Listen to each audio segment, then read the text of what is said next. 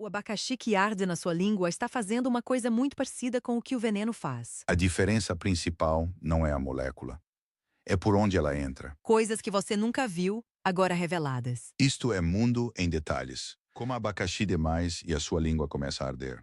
Muita gente acha que é a acidez, e não é. O abacaxi carrega uma enzima que quebra a proteína, e a proteína mais próxima naquele momento é a sua boca. É a mesma ideia do amaciante de carne que fica no armário da cozinha, que costuma ser feito exatamente disso. Guarde essa sensação, porque ela é a porta de entrada para uma das histórias mais estranhas da biologia. Uma boa parte do veneno que existe no mundo não foi inventada para matar. Uma boa parte dele é feita de proteínas que já existiam no corpo do animal com uma função doméstica e antiga: quebrar comida. Em algum momento da evolução, uma cópia dessas proteínas mudou de endereço, foi parar numa glândula ligada a um dente e passou a ser injetada em vez de engolida.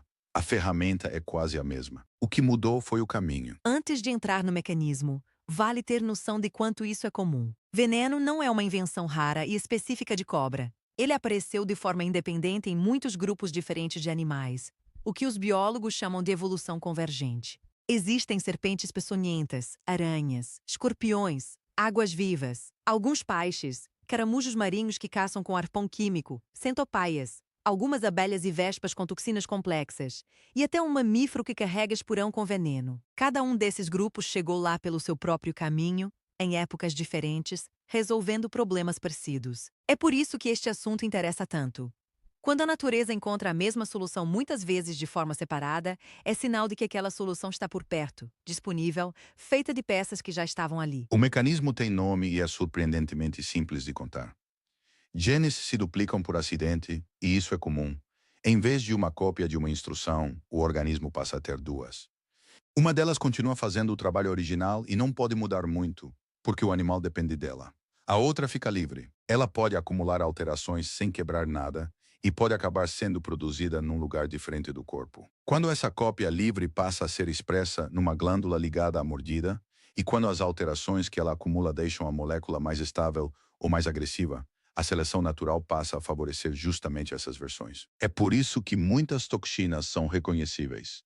Elas se parecem com enzimas digestivas, com proteínas de coagulação, com moléculas que controlam pressão. São parentes próximas de coisas que o corpo já fabricava. O veneno é, em boa medida, reaproveitamento. E aqui vem o cuidado que este episódio não pode deixar de fazer. Isso vale para várias famílias de toxina, não para todas. Existe divergência científica real e ativa sobre o quanto essa história pode ser generalizada. Uma linha de pesquisa propôs que a peçonha em répteis teria uma origem única e muito antiga, num ancestral comum de um grupo grande, o que faria de muitos animais hoje considerados inofensivos portadores de vestígios desse sistema. Outra linha, revisando os mesmos dados com métodos diferentes, defende que houve várias origens independentes e que a hipótese da origem única foi longe demais. As duas leituras estão publicadas, com evidência de peso, e a discussão continua aberta. Então a frase honesta é esta: muitas toxinas vieram de proteínas corporais reaproveitadas. Isso está bem documentado. E quantas vezes esse reaproveitamento aconteceu é exatamente o que ainda está sendo discutido. Só que a parte mais estranha dessa história ainda não aconteceu. Porque essa ferramenta, que já tinha trocado de lado uma vez, indo da digestão para a caça, trocou de lado outra vez, e desta vez foi a nossa espécie que mudou o endereço dela. O que era enzima de estômago e depois virou arma, terminou dentro de uma caixa de farmácia. A história mais conhecida desse terceiro endereço começou no Brasil, nos anos 60. Um pesquisador brasileiro estudava por que o veneno de uma serpente muito comum no país derrubava a pressão arterial da presa de forma tão eficiente e identificou moléculas capazes de potencializar uma substância que dilata os vasos. Esse achado foi um dos fios que levaram ao desenvolvimento de uma classe inteira de medicamentos para pressão alta, hoje entre as mais receitadas do mundo. E não é caso isolado. Existe medicamento para diabetes desenvolvido a partir de uma molécula encontrada na saliva de um lagarto do deserto, e analgésico potente derivado da toxina de um caramujo marinho que caça peixes. Vale dizer com clareza que isto é história de farmacologia. E nada aqui é orientação de saúde. O ponto do episódio é o caminho da molécula, não o uso dela. A mesma peça foi comida, depois arma, depois remédio. Vale sair do laboratório e olhar quem convive com isso, porque essa parte quase nunca aparece. Acidente com serpente é um problema de saúde pública documentado, concentrado em zona rural e em país tropical, e atinge desproporcionalmente quem trabalha no campo. Quem colhe, quem carpe, quem anda no mato de manhã cedo com bota de borracha e calça comprida. O soro que trata esse acidente é uma tecnologia antiga e trabalhosa.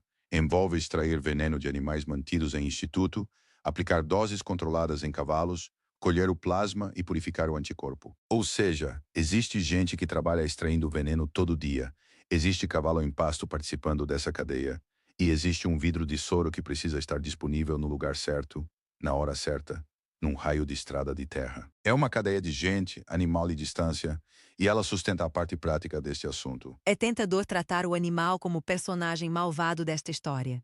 E a biologia não colabora com esse enquadramento. Veneno é caro de produzir, exige energia e tempo para repor. E um animal que gasta veneno à toa fica sem ele quando precisa comer. Por isso a função primária, na maioria dos grupos, é alimentação e não defesa.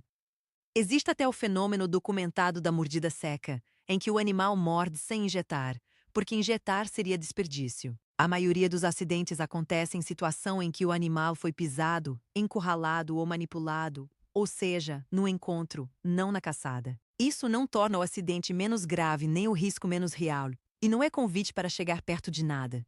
É apenas a descrição correta do que está acontecendo. Não é um animal atacando um inimigo.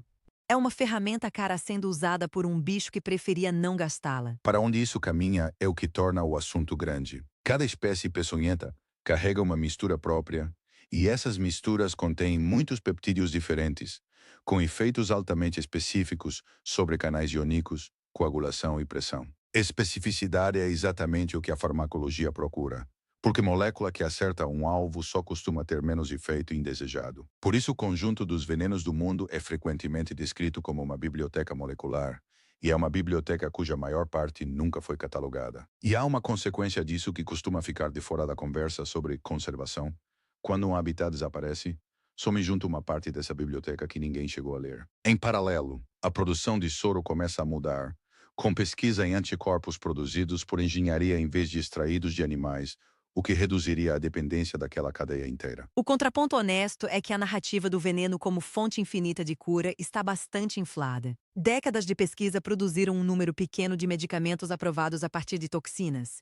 E não porque a ideia seja ruim, mas porque o caminho entre uma molécula interessante e um remédio seguro é longo, caro e cheio de fracasso. Boa parte dos compostos promissores não sobrevive aos testes. Então as duas frases são verdadeiras ao mesmo tempo. O veneno é uma das fontes mais ricas de moléculas específicas que a natureza produziu, e ele entregou poucos remédios em relação ao tamanho da promessa que se costuma vender. Uma coisa não desmente a outra. Só coloca a expectativa no lugar, que é o que qualquer assunto científico interessante merece. E é aqui que vale voltar ao abacaxi. Quando você aprende que a mesma família de moléculas pode estar amaciando uma carne, derrubando a pressão de uma presa e controlando a pressão de uma pessoa, alguma coisa muda no jeito de olhar o mundo vivo. A natureza quase nunca inventa do zero. Ela pega o que já existe e muda o endereço. Um gene duplica, a cópia vai parar em outro tecido, e uma função nova aparece, sem que nada tenha sido criado do nada. É o mesmo padrão que aparece em quase toda a história boa de biologia, e é o padrão que faz este canal existir. O veneno é assustador e ele merece respeito de verdade. Mas ele não é uma exceção monstruosa da natureza. Ele é uma peça velha e comum, usada num lugar novo, e essa, no fim, é a única coisa que a evolução sabe fazer muito bem. Se você já sentiu a língua arder com abacaxi e nunca soube por quê, agora sabe, e pode contar isso em algum jantar. Escreve nos comentários se você conhecia essa ligação entre digestão e veneno. A gente lê tudo. E no próximo episódio a gente continua exatamente nessa ideia de peça reaproveitada, olhando para uma coisa que está bem na sua frente, a cor azul. Quase nenhum animal azul do mundo tem pigmento azul. A borboleta, a pena, o besouro que brilha, quase todos usam outro truque completamente diferente para produzir a mesma cor. E quando você entende qual é, não consegue mais olhar para nada azul do mesmo jeito. Se você gosta de descobrir o mecanismo por trás do óbvio, se inscreve.